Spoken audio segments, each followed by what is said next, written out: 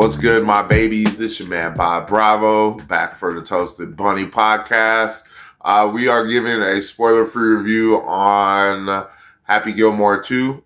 Dropped on Netflix yesterday. They also surprisingly dropped a little beta video game that you can play too. Looks pretty dope. I haven't got a chance to try it out, but maybe between today and tomorrow we'll give it a shot and get back to you on that.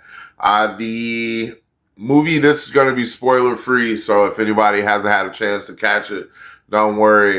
We're just going to talk about some things that pretty much everybody's talking about. Hopefully you haven't heard too many spoilers for yourself, so that when you watch a movie and it'll be fresh. Mine's just a general critique of going back and forth between the original and where we are now. The movie had a great cast, a lot of recurring characters, a lot of new characters, some big names, some you know, some you didn't know, some that I wasn't aware was even in the movie, which was a nice surprise that I don't want to ruin for y'all, that some of your coworkers and friends might have done for you already. Thank you, TikTok. It had Adam Sandler, Julie Boland, Margaret Qualley. I don't know if I definitely probably butchered her name. It had both of his daughters, Sonny and Sadie Sandler. Bad Bunny was in there. Christopher McDonald. Of course, you can't have a movie without Shooter McGavin. Ben Stiller, Travis Kelce, MJF, better known as Maxwell Jacob Freeman of AEW. We had John Daly, who was probably one of my more favorite roles in the movie. His comedic timing and all of that worked out really well. I thought he was fantastic for his role in this movie. There were lots of little Easter eggs to give you a throwback to the last movie. The thing about sequels is, and again, this was a great sequel. I thoroughly enjoyed it. I thought it was entertaining all the way through. There was really no slow parts for me, nothing that felt like it was dragging or just trying to make this movie longer than it needed to be. It actually needed to be that long to kind of get all the Easter eggs and all of that good stuff in there while maintaining the story. And the story had a really good flow to it. I thought it made sense. Lots of similarities between what golf is now and what's going on in the golf world today. You just have to watch it to find out. Adam Sandler did a great role reprising it as Happy Gilmore. It kind of had a different tone to it. The motivations weren't the same, but that's all good. You can't have the same plot in the same movie two times.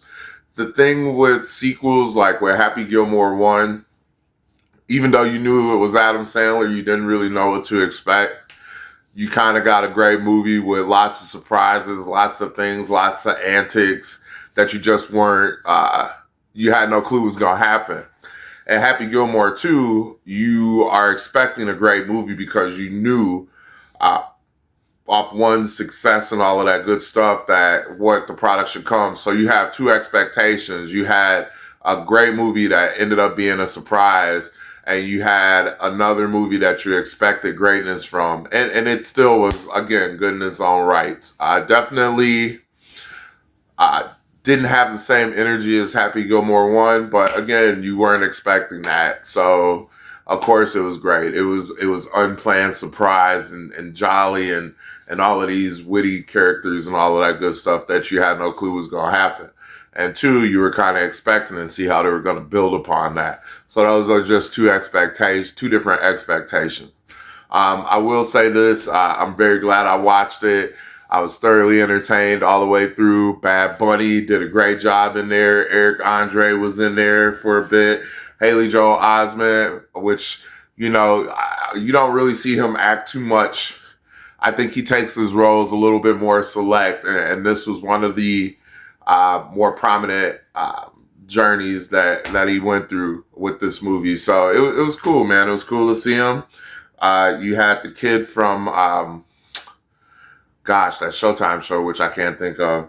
Ethan Kokoski, which I probably messed his name up too. I'll get there. And you had Roy McIlroy in there, DeChambeau in there, Nick Swartz in there, my man Kevin Nealon in there, Kid Cudi in there for a couple seconds. And like I said, I won't ruin the rest of what happens to it, because who knows if anybody but myself is going to watch this.